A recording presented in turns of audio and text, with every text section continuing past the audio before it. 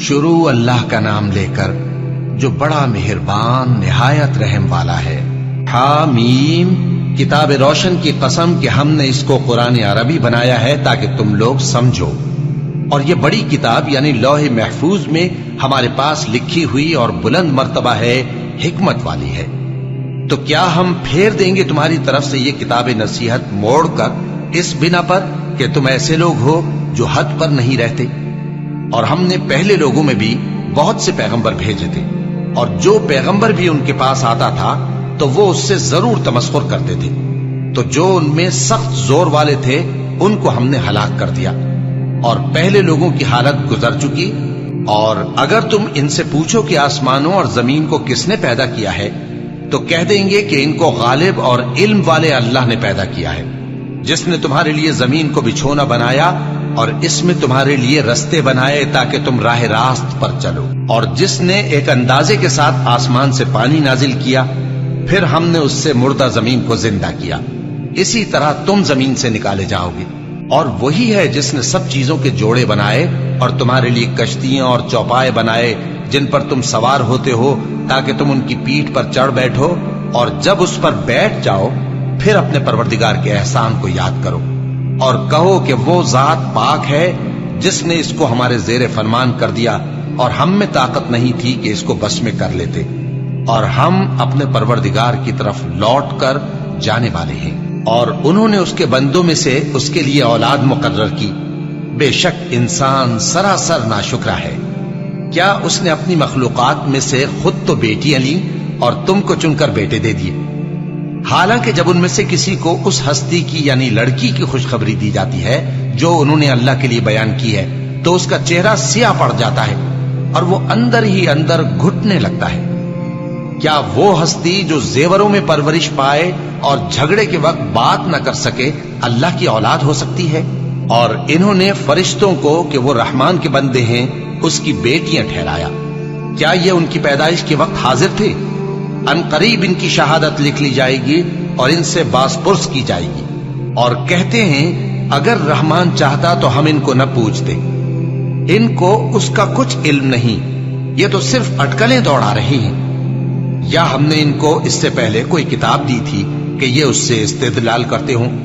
بلکہ کہنے لگے کہ ہم نے اپنے باپ دادا کو ایک طریقے پر پایا ہے اور ہم انہی کے قدم بقدم چل رہے ہیں، اور اسی طرح ہم نے تم سے پہلے کسی بستی میں کوئی خبردار کرنے والا نہیں بھیجا مگر وہاں کے خوشحال لوگوں نے کہا کہ ہم نے اپنے باپ دادا کو ایک راہ پر پایا ہے اور ہم قدم بقدم انہی کے پیچھے چلتے ہیں۔ پیغمبر نے کہا اگرچہ میں تمہارے پاس ایسا دین لایا ہوں کہ جس رستے پر تم نے اپنے باپ دادا کو پایا وہ اس سے کہیں زیادہ سیدھا رستہ دکھاتا ہو، تو کہنے لگے کہ جو دین تم دے کر بھیجے گئے ہو ہم اس کو نہیں ماننے کے، تو ہم نے ان سے انتقام لیا، سو دیکھ لو کہ جھٹلانے والوں کا انجام کیسا ہوا۔ اور جب ابراہیم نے اپنے باپ اور اپنی قوم سے کہا کہ جن چیزوں کو تم پوجتے ہو میں ان سے بیزار ہوں، ہاں جس نے مجھ کو پیدا کیا وہی مجھے سیدھے رستے پر لے چلے گا، اور یہی بات وہ اپنے بعد اپنی اولاد میں چھوڑ گئے تاکہ وہ اللہ کی طرف رجوع رہیں۔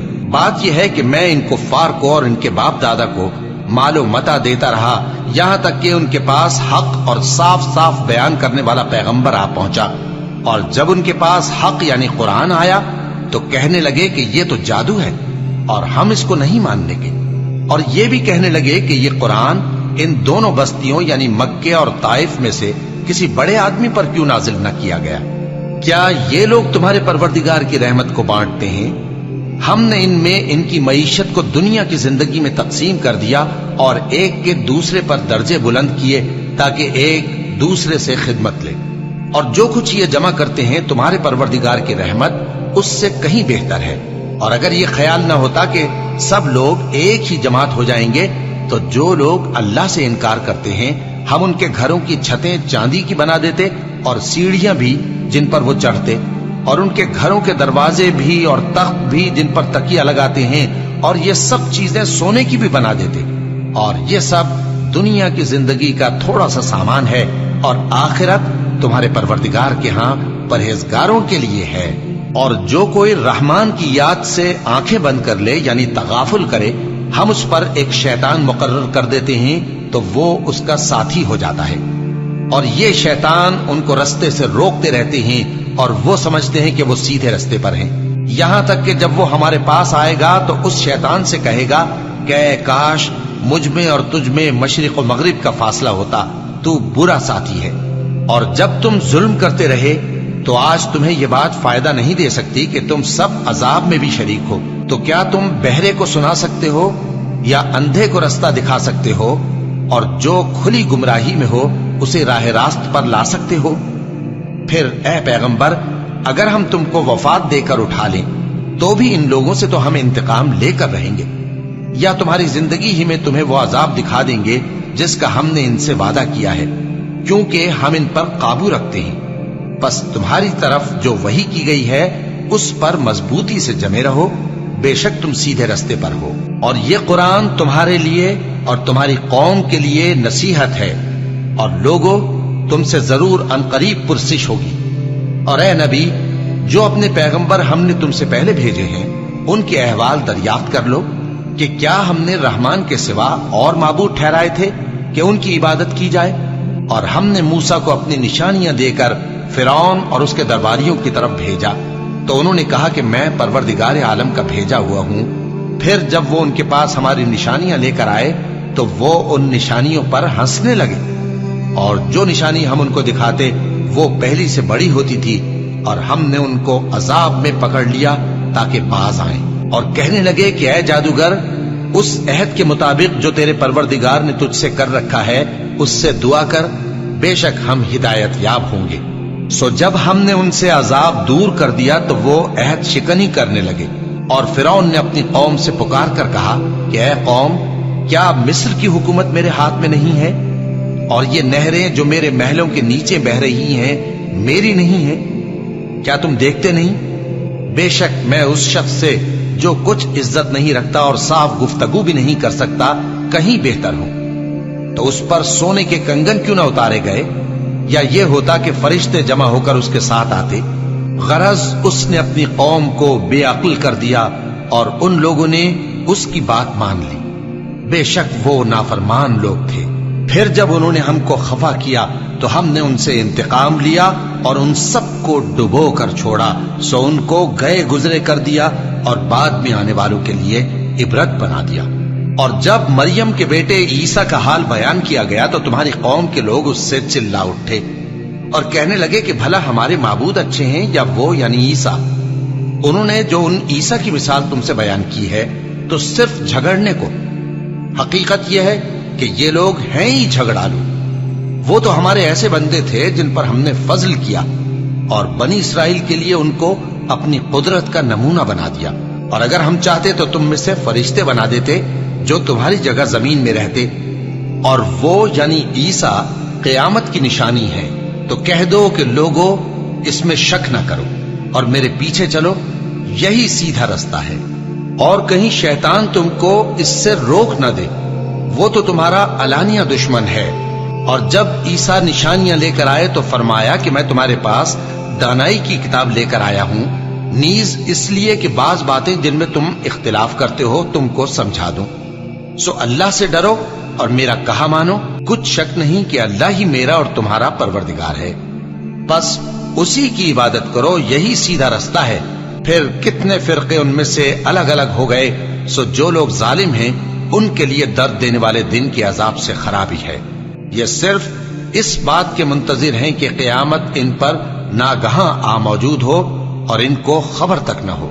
جو آپس میں دوست ہیں اس روز ایک دوسرے کے دشمن ہوں گے، مگر پرہیزگار کہ وہ باہم دوست ہی رہیں گے۔ میرے بندو، آج تمہیں نہ کچھ خوف ہے اور نہ تم غمناک ہوگے۔